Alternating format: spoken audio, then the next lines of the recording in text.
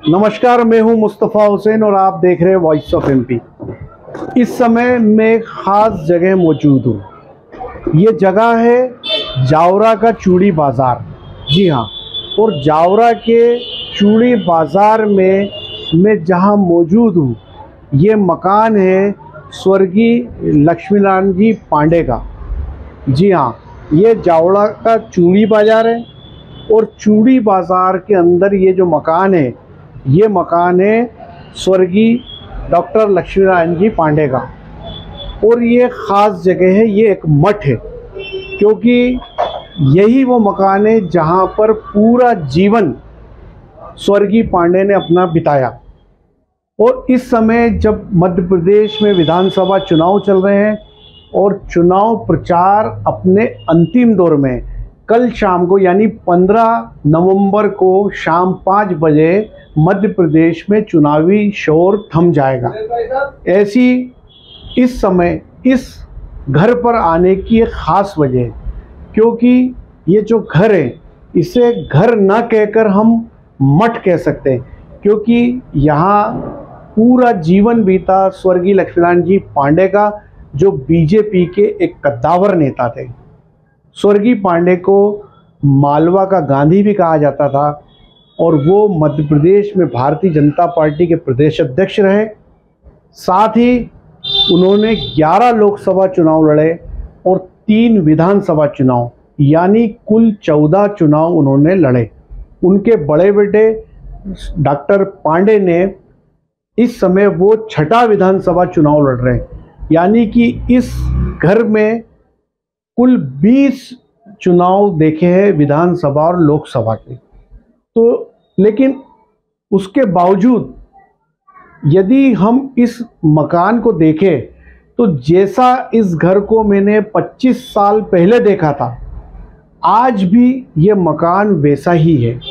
आप सोचिए, आज जब कोई नेता एक बार विधायक या सांसद बनता है तो पता चलता है कि उसकी संपत्ति सैकड़ों करोड़ में चली गई, हज़ारों करोड़ में चली गई। लेकिन स्वर्गीय पांडे, जिन्होंने 11 लोकसभा के चुनाव लड़े, 3 विधानसभा के चुनाव लड़े, लेकिन उसके बावजूद ये मकान एज इट इज़ है। पूरा जीवन स्वर्गीय पांडे ने अपना इस मकान में गुजारा और इस मकान में रंग रोगन को छोड़ दे तो कुछ भी नहीं बदला। तो इस समय जब मध्य प्रदेश में विधानसभा का चुनाव प्रचार अभियान अपने पूरे शबाब पर है और जहां पर पूरे चुनाव में अर्थ का बेहिसाब उपयोग हो रहा है, वहां एक ऐसी जगह जिन्होंने अपना पूरा जीवन सादगी से जिया स्वर्गीय पांडे ने, और वे एक मिसाल थे राजनीति में लोगों के लिए। और उन्होंने अपने पूरे जीवन में जिस सादगी से राजनीति की, जिस सादगी से वो रहे, जो उनके साथ लोग जुड़े रहे, उस बात को बखूबी तमाम लोग उस बात को बखूबी जानते हैं। तो इस समय हमारे साथ इस मकान में, स्वर्गीय पांडे के इस मकान में, उनके छोटे बेटे और बीजेपी नेता सुरेंद्र पांडे जी मौजूद हैं। और सुरेंद्र पांडे जी दिल्ली रहते हैं और उनका काफ़ी वक्त जो है स्वर्गीय लक्ष्मीनारायण जी पांडे के साथ कटा, जब वो लोकसभा में सांसद हुआ करते थे, दिल्ली में रहते थे। सुरेंद्र भाई, वॉइस ऑफ एमपी में आपका बहुत बहुत स्वागत है। बहुत बहुत धन्यवाद और बहुत स्वागत आपका इस परिवार में मुस्तफ़ा भाई, कि आप भी इस परिवार के सदस्य इस नाते में आपका स्वागत करता हूं। मैं एक ख़ास बात बताऊं कि 35 साल की पत्रकारिता में मैंने कई पॉलिटिशियन देखे, उनके दिन बदलते देखे। यदि वो सांसद हो गए, विधायक हो गए, तो पता चला कि वो सैकड़ों और हज़ारों करोड़ों में हो गए। लेकिन इस मकान को देखते हुए मुझे 25 साल हो गए। इसके रंग रोगन को छोड़ दें तो इसे मैं बाबूजी की कुटिया कहूँगा। इसमें कुछ भी नहीं बदला। और मुझे अच्छे से याद है कि जहाँ आप बैठे, ये बाबूजी की ही वो जगह थी जहाँ अक्सर वो बैठते थे, यहीं सोते थे। ये जो जगह है, तो क्या लगता है आपको कि आज के इस दौर के जो पॉलिटिशियन है, जो नेता है, वो एक स्वर्गीय बाबूजी जी का जो ज़माना था, उसमें क्या फ़र्क देखते हैं आप? फ़र्क जैसे रंगीन और ब्लैक एंड वाइट का ऐसा फ़र्क है, जो सादा जीवन होता था पहले नेताओं का, हम बोलेंगे, आप बोले हैं कि प्रतिनिधि, जनप्रतिनिधि या नेता या पॉलिटिशियन, मैं बोलूँगा मुस्तफा भाई कि वह नेता होते थे। मेरे स्वर्गीय पिताजी जननेता थे, वो पॉलिटिशियन नहीं थे, जनसेवक थे।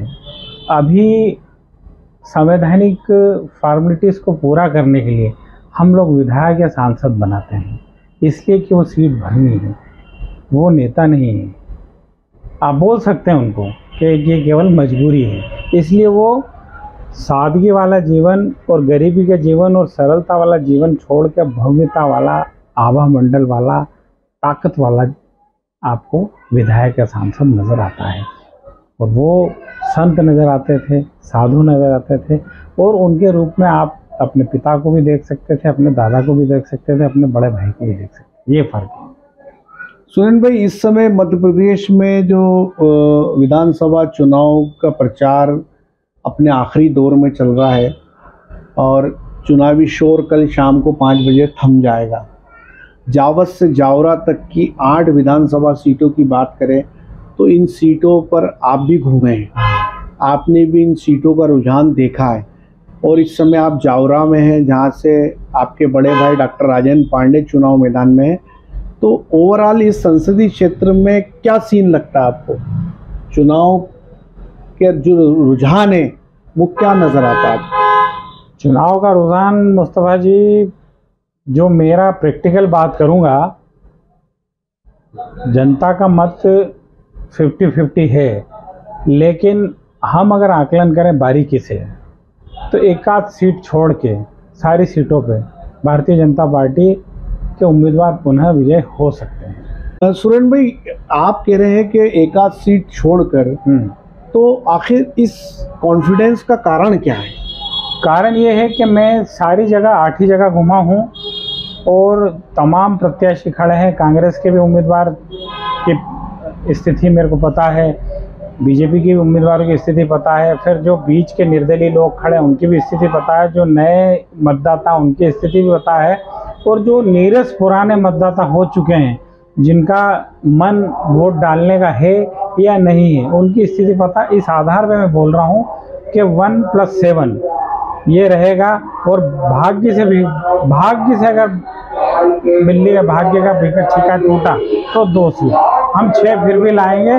7 का मेरा दावा है, मिनिमम 6 मैक्सिमम 7। एक हम छोड़ने के लिए राजी हैं, क्योंकि हम सत्य बोलते हैं, हम झूठ बोल के काम नहीं चलाते। तो सुरेंद्र भाई, एक तरफ जहाँ जो सर्वे की रिपोर्ट आ रही है, जो खबरें मीडिया के अंदर आ रही है, ऐसा कहा जा रहा है कि एंटी इनकम्बेंसी है और किसानों में भी नाराज़गी है, और इस चुनाव में करप्शन को लेकर भी एक बात कही जा रही है, क्योंकि जो लोग लंबे समय से पदों पर बैठे रहे, जो बात मैंने जहाँ से शुरू करी, जिस सादगी से मैंने बात शुरू करी, और मैंने जैसा बताया कि स्वर्गीय पांडे साहब जैसे लोग जिन्होंने इतने चुनाव लड़े, 14 चुनाव जीवन में लड़े, लेकिन उनका कुछ भी नहीं बदला, और आज जब जो विधायक सांसद बनते हैं सैकड़ों करोड़ों में चले जाते हैं, तो ये एक करप्शन जो है वो भी इस चुनाव में एक मुद्दा दिख रहा है। तो क्या आपको नहीं लगता है कि जो बीजेपी कैंडिडेट्स मैदान में उनको इन मुद्दों को फेस करना पड़ रहा होगा? बिल्कुल करना पड़ रहा है, क्योंकि अब मैं एक अच्छी बात बताना चाह रहा हूँ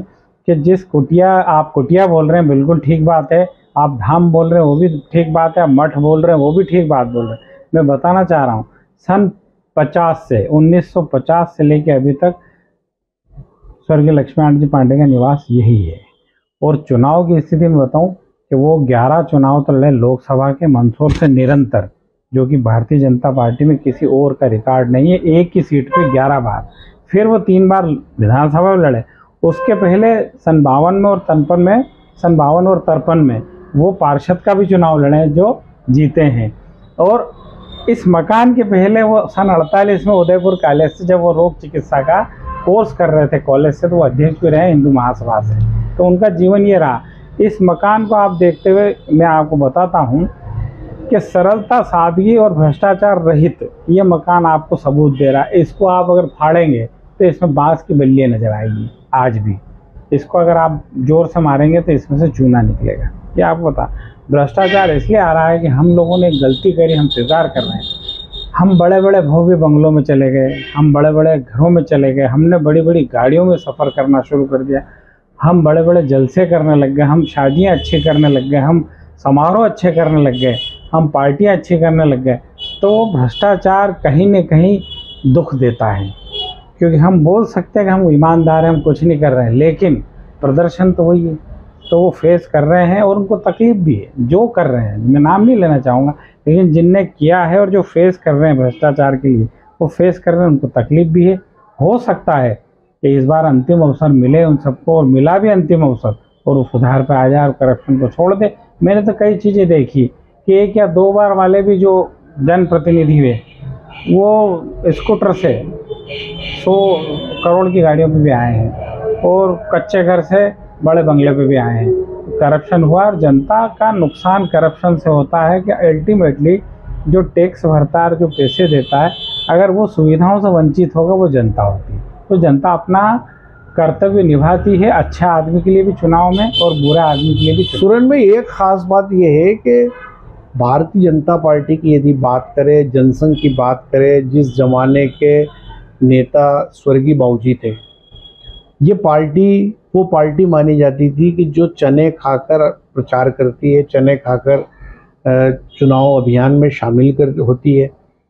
लेकिन दूसरी तरफ वही पार्टी जब 25-25 करोड़ देके विधायक खरीदती है और सरकार बदल देती है, तो उसी पार्टी का वर्कर ये सोचने पे मजबूर हो जाता है कि एक तरफ सैकड़ों करोड़ देकर विधायक लिए जा रहे हैं, सरकार बदली जा रही है, और दूसरी तरफ हम चने खाकर पार्टी का काम कर रहे हैं। तो यहाँ आकर वो पार्टी वर्कर खुद सोचने पर मजबूर हो जाता है। और आज एक संघ की शाखाओं की बात करें तो वहाँ पर भी कई उपदेश दिए जाते हैं राष्ट्रीयता को लेकर, और फिर बीजेपी जो उसका अनुषंगिक संगठन है, और वो इस तरह का अगर सीन सामने आता है, तो आपको नहीं लगता कि कहीं ना कहीं जो बीजेपी का एक अपना चने खाकर जो पार्टी का काम करने वाला ज़माना था, वो अब निकल गया है, और अब एक पार्टी में भी कांग्रेसी कल्चर आ गया है कहीं ना कहीं? हाँ, देखिए, समय के साथ ये मैं मानूंगा कि समय के साथ सत्ता का सदुपयोग नहीं रहा है, अब सत्ता का दुरुपयोग हो गया है। और दुरुपयोग के करते क्या होता है कि आज भी भारतीय जनता पार्टी वही शुद्ध है, वही चने वाली पार्टी, लेकिन क्या हो रहा है कि जैसे शहद पे मक्खी चिपकती है, इसी तरह क्या हो गया कि ये सत्ता है, सत्ता पे उन लोगों ने डेरा डाल दिया है जो इस पार्टी के कभी थे ही नहीं। उन लोगों ने इस पूरे शहद के छत्ते को घेर रखा है। तो उससे क्या है कि हम जैसे लोग या हमारे जैसे हज़ारों लाखों लोग जो चने खा के आज भी काम कर रहे हैं, वो केवल विचलित हैं। हम नाराज़ नहीं हैं, न नफरत कर रहे हैं, हम विचलित हैं कि ये नहीं होना चाहिए, लेकिन फिर भी हम लोग 90% है और वो 10% है, और समय के साथ वो छत्ते से हट जाएंगे। सुरेन भाई, ये जो चुनाव है, इसको लेके जो खबरें हैं वो ये आ रही है कि कांग्रेस ज़मीन पे प्लस है, सरकार बनाने के करीब है, और एक तरफ आप दावा कर रहे हैं कि संसदीय क्षेत्र में जो 8 सीटें हैं उसमें से 1 सीट छोड़ दें तो बाकी सीटों पे बीजेपी आ रही है। तो क्या कहना है आपका? क्या आप एक तरफ यहाँ इतनी सीटें जीत रहे हैं, और ये माना जाता है कि संसदीय क्षेत्र के अंदर जो पार्टी जीतती है उसी की सरकार होती है, पर जो सर्वे की रिपोर्ट्स आ रही है वो कांग्रेस के हक में जा रही है। बिल्कुल, आपकी बात दुरुस्त है कि कांग्रेस के हक में जा रही है, लेकिन मैं अभी बात कर रहा हूँ मंदसौर संसदीय क्षेत्र की। मंदसौर संसदीय क्षेत्र में जो कांग्रेस पार्टी ने उम्मीदवार उतारे हैं, उम्मीदवार चुनावी दम नहीं भर पा रहे हैं, और बीजेपी के उम्मीदवार चूँकि परंपरागत चुनाव लड़ते आ रहे हैं। अब मान लीजिए कि हम नए भी देखें तो कोई भी नया नहीं है। चंद्र सिंह जी भी पहले विधायक रह चुके, चुनाव लड़ चुके, माधव मारू भी दूसरी बार लड़ रहे हैं, और अन्य लोग तो पुराने परंपरागत चुनाव लड़ रहे हैं। तो वो अपने रूटीन में भी चल रहे हैं, तो रूटीन में चल के भी वो ताकत से चल रहे हैं। लेकिन कांग्रेस के उम्मीदवार अपना फील गुड को देखते हुए कि हम जीत रहे हैं या सर्वे के हिसाब से चल रहे हैं, वो एक दमदारी नहीं आ पा रही, और दमदारी की नहीं आने की वजह से पिछली 10 तारीख से वो पीछे आते जा रहे हैं। इवन मैं तो ये बोलूँगा स्पष्ट रूप से, मंदसौर कांटे की टक्कर थी, नीमच कांटे की टक्कर थी, मनासा कांटे की टक्कर थी, गरोड कांटे की टक्कर थी, लेकिन अब 10 तारीख के बाद ये सारी टक्करें धीरे धीरे ऐसे आती जा रही। मैं तो जावद का ही बोलूँगा, जावद प्लस जा रहे थे, लेकिन जावद में प्लस जाते जाते जाते बाहरी मैनेजमेंट में कांग्रेस के उम्मीदवार को अभी वर्तमान 2 दिनों से उनको भी कमज़ोर कर दिया कि उनका मैनेजमेंट सारा इंदौर या रतलाम का है, तो वो प्लस में नहीं रहे। ऐसे में मेरी भविष्यवाणी जो है कि कभी मैं बोल रहा हूँ 1 या 2 कांग्रेस के, वो गलत होगा, 0 नहीं हो जाए। तो इनकी दमदारी जो है उम्मीदवारों की, वो ताकत नहीं लगा पा रही है। एक और बात है सुरेन भाई कि आप आम तौर पर दिल्ली रहते हैं और एकदम जब चुनाव आते हो आप सुर्खियों में आ जाते हो। अभी हाल ही में आपने जब टिकट अटके हुए थे 4 विधानसभा के और अचानक आप बाहुबली 2 की तरह आप फिल्म में आए और एकदम से आपने दिल्ली से कहा कि दिलीप बापू, माधव मारू, राजेंद्र पांडे, चंद्र सिंह को फिर टिकट मिल गया। तो आखिर ये अदा क्या है, एकदम आप सुर्खियां बटोर लेते हैं? सुर्खियाँ तो आप जैसे बड़े भाइयों का आशीर्वाद मिला हुआ मेरे पे कि आपका मन है, मेरे पे भरोसा करते हैं कि हाँ भाई सुरेंद्र पांडे सच बोलता है और सच की बात करता है और जो काम कर रहा है वो सच है, आप साथ देते हैं, इसके लिए बहुत आभारी हूँ। लेकिन ये बात सत्य इसलिए हो जाती है क्योंकि इन लोगों का कैरेक्टर अच्छा है। जिन 4 की आप बात कर रहे हो वो चरित्रवान हैं सारे, चाहे वो चंद्र सिंह जी हो, माधव जी हो, चाहे दिलीप जी हो, चाहे राजेंद्र जी, और अच्छे और सीधे लोग हैं और मेरी पसंद सीधे लोगों से है। तो सुरेंद्र भाई आप माधव जी के लिए जो कह रहे हैं कि चरित्रवान है, अच्छे सीधे, पर आप ही की पार्टी के दर्जनों नेता पदाधिकारी खुलेआम उनके खिलाफ ऑन कैमरा बयान देते हैं और उनके लिए किस तरह की भाषा का इस्तेमाल होता है, यहाँ तक कि उनको अजगर कहा जाता है। उनके कई वीडियोस वायरल हुए जिसमें वो मोदी तक को चैलेंज करते नजर आ रहे हैं। एक प्लान था, एक विचलन थी, कार्यकर्ताओं की विचलन थी कि भाई नहीं होना चाहिए। कुछ परसेंटेज होता है जो सिटिंग एमएलए के खिलाफ होता है, वो परसेंटेज उनने कैप्च किया था और वो परसेंटेज वाले मतदाताओं ने, कार्यकर्ताओं ने विरोध किया था। उस विरोध को उनने आगे तक ले जाए गए और उनने सफलतम कोशिश भी करी। लेकिन अब बात यह आती है कि अगर मान लीजिए वो अजगर हैं या दैत्य हैं या फला फला जो भी हैं, तो आखिर क्या वजह रही कि हम उस मनासा के चुनाव को विदाउट निर्दलीय वोटों क्यों देख पा रहे हैं? क्यों हम जावद के चुनाव को निर्दलीय सहित देख रहे हैं? क्यों हम मल्हारगढ़ के चुनाव को निर्दलीय सहित देख रहे हैं? क्यों हम अन्य जगहों के चुनाव को निर्दलीय सहित देख रहे हैं? मनासा में निर्दलीय रहित चुनाव क्यों है?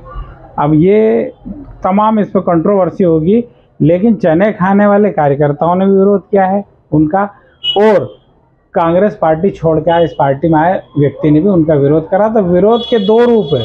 अब हम 50-50 करेंगे तो सामने बात आएगी कि भाई चने वालों ने भी करा और कांग्रेसी ने भी करा, जो नए बने अभी, तो उसका कोई ज़्यादा वजूद नहीं है, ये सब जगह चलता है। सुरेंद्र भाई, जिस तरह से आप अभी इस चुनाव में संसदीय क्षेत्र में घूम रहे हैं, क्या माना जाए आने वाले वक्त को लेके क्या संकेत है? क्या सुरेंद्र पांडे कोई चुनाव लड़ने वाले हैं आने वाले समय में?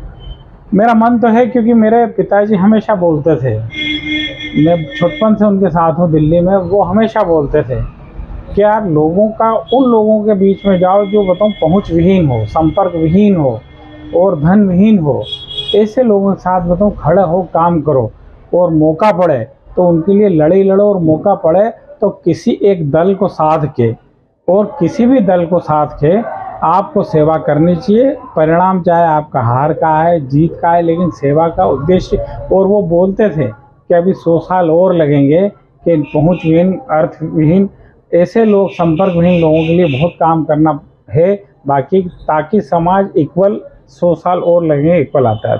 तो मेरा मन है, लेकिन मैं जानता हूँ कि हमारे दल में एक घर में 2 लोगों का स्थान नहीं है, मेरे को पता भी है, सब चीज़ें पता है, लेकिन फिर भी मैं लोगों के लिए लगा रहता हूँ। चुनाव मेरे दिमाग में है कि लड़ना चाहिए और मैं ना नहीं करूँगा क्योंकि झूठ बात है, लेकिन 99% मुझे मालूम है एक घर से 2 नहीं। उसके बाद भी मैं सेवा में लगा रहता हूँ कि पिताजी का जो संपर्क रहा जिन लोगों से 8वीं विधानसभा में, मैं उनके साथ हाथ जोड़ के खड़ा रहूं, तो उनको मेरे पूजनीय पिताजी की याद ताज़ा रहे और ये माने कि हाँ, पांडे परिवार पे जो उपकार हम लोगों ने किया, पांडे परिवार आज हाथ जोड़ के ऋण के लिए नतमस्तक खड़ा है कि आपका ऋण सुरेंद्र पांडे तो कभी पूरा नहीं कर पाएंगे। कोशिश करूंगा कि जब तक मेरी सेहत अच्छी रहे, जब तक मेरा सब कुछ अच्छा रहे, चुनाव में टिकट मिलेगा तो अच्छी बात है, लड़ूंगा मैं, ये भी मेरा मन है, बहुत पक्का मन है मेरा लड़ने का।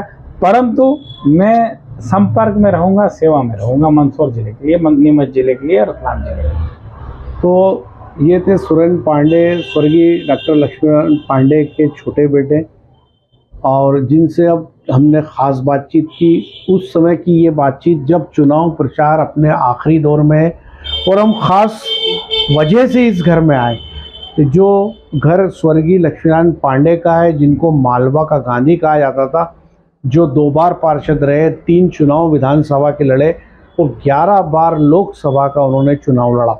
और आज भी उनका जो जहां वो निवास करते थे उसमें कुछ भी नहीं बदला। तो ये मकान, ये जो उनका निवास है, ये आज की जो लीडरशिप है, आजकल के जो पॉलिटिशियन है, उनके लिए एक मिसाल होना चाहिए, एक आदर्श होना चाहिए कि जहां एक तरफ कोई एक चुनाव लड़के सैकड़ों करोड़ में जा रहा है, वहां स्वर्गीय पांडे इतना लंबा राजनीतिक कैरियर उनका रहा, प्रधानमंत्री देश के, उनसे अटल जी से लेके तमाम बड़े नेताओं का साथ उनका रहा, उसके बावजूद उनका जीवन बेदाग रहा और पूरा जीवन उन्होंने एक मिसाल की तरह जिया। तो मध्य प्रदेश के इस चुनाव प्रचार के अंतिम दौर में ये था अब तक का अपडेट। और विदा लेने से पहले ख़ास बात कि 17 नवंबर को मतदान अवश्य करें, ये हमारा राष्ट्रीय कर्तव्य है। जय हिंद, जय भारत।